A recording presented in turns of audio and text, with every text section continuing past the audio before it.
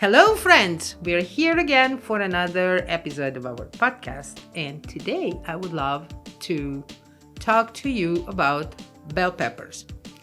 I love bell peppers. I think that they are one of the most flavorful, versatile vegetable you can use.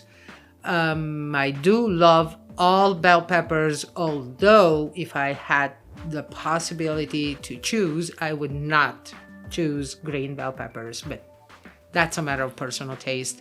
Like everything in the kitchen, something that may be very good to me, maybe not as good for you, and the other way around, as my mom always says. So I do love bell peppers, in case I haven't said so before. What I do with the bell peppers, many times I just steam them and then peel them off and put them in a container and keep them in the fridge. They last easily 4 or 5 days. They will release some liquid, so that liquid can be used if you're making sauces or if you're making a cream of bell pepper, because it's really flavorful too.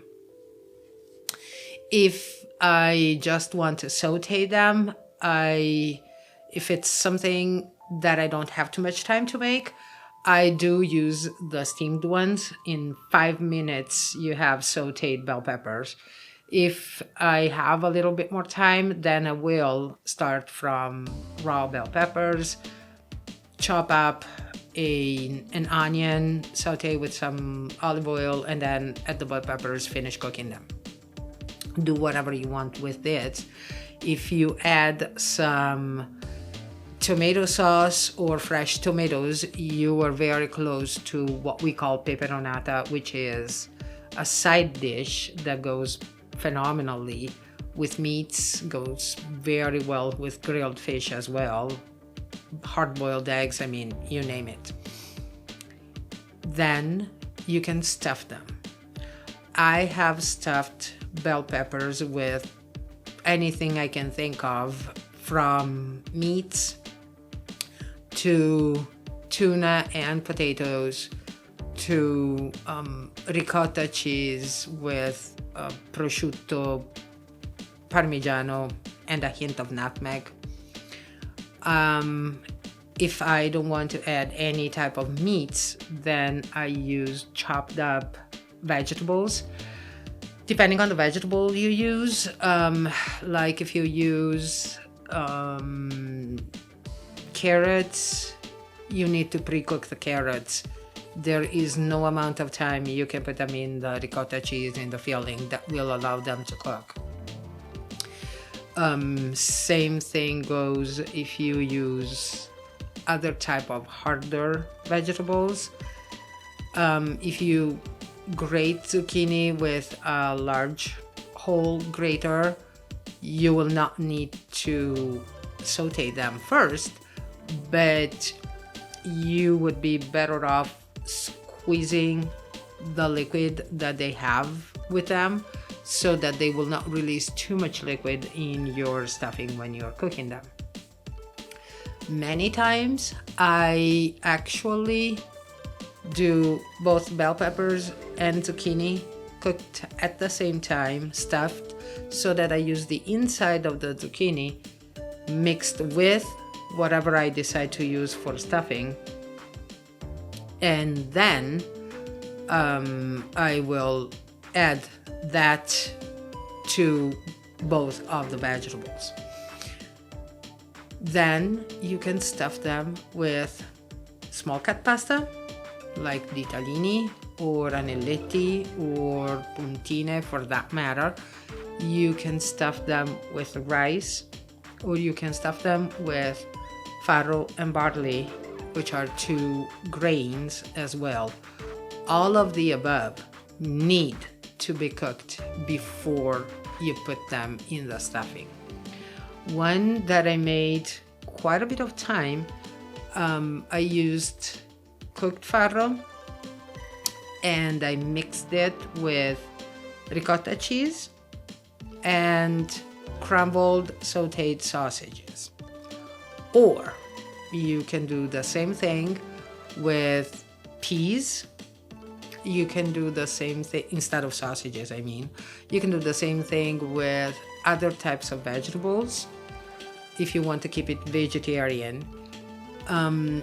If you want to keep it vegetarian, make sure that whatever cheese you use is not produced with animal-based rennet, in which case it's no longer vegetarian even though it's a cheese.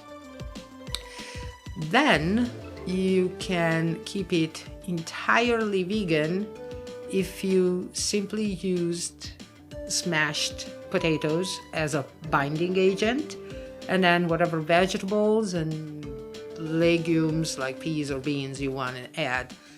In all of these cases, you have a complete meal. If you are not using any type of carbs, whether potatoes or the above mentioned farro, barley, rice, whichever, then you can simply use a good piece of bread to finish your meal. As far as stuffed peppers cooking method, I am not someone that uses the oven very much, but definitely you can cook them in an oven and they will turn out phenomenal, whichever stuffing you decide to use. I cook them on the stove most of the times with good tomato sauce or some broth, depending. You can even steam them when they are stuffed. So, I mean, really, bell peppers are so, I wouldn't even say just good. They are beyond that. You can use them for so many things that you can think of. And I just love them. I know, I keep saying that. But yeah, I love the many recipes you can create with them. Just one hint to American tourists going to Italy for the first time. If you are at a pizzeria and you see a pizza con pepperoni, know that you are ordering a pizza with bell peppers. Nothing close to the pepperoni pizza you're used to. So, if you want that type of pizza, then you have to order a pizza con salame picante or anything similar to that. So, friends, I'm gonna see you in 2 weeks. Have a great time. Ciao!